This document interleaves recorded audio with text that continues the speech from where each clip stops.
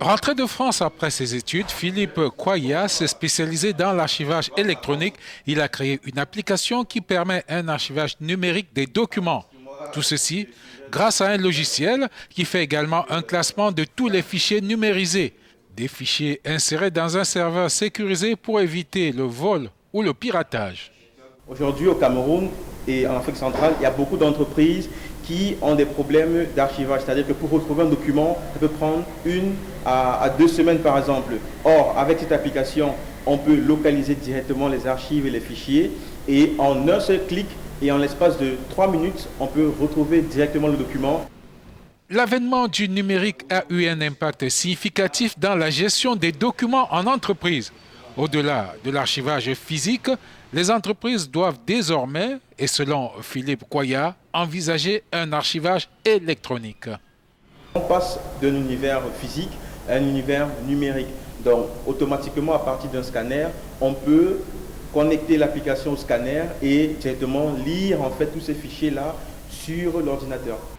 De plus en plus d'entreprises camerounaises optent pour l'archivage numérique. Il y a quelques années, seules les banques et les assurances se lançaient dans des projets de numérisation.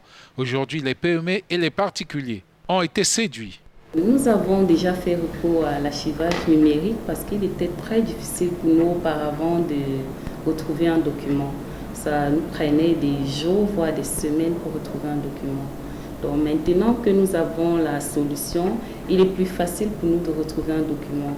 Il suffit d'un seul clic pour retrouver le document et l'imprimer. Du reste, les professionnels de l'assurance ont exprimé la nécessité de sécuriser les données par la digitalisation afin d'éviter des pertes de documents. C'était lors du salon de l'assurance à Sutec, tenu à Douala.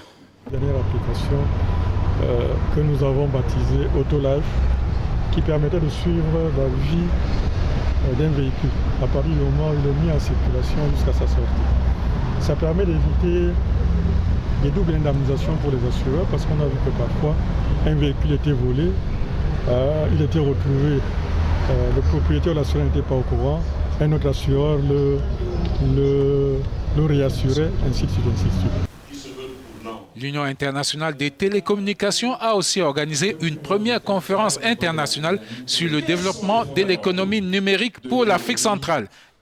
L'archivage numérique est une nécessité à laquelle devrait se consacrer toute structure sérieuse pour son mode de décision, pour l'efficience de celle-ci, mais surtout pour éviter les erreurs qui peuvent être commises par le manque de mémoire.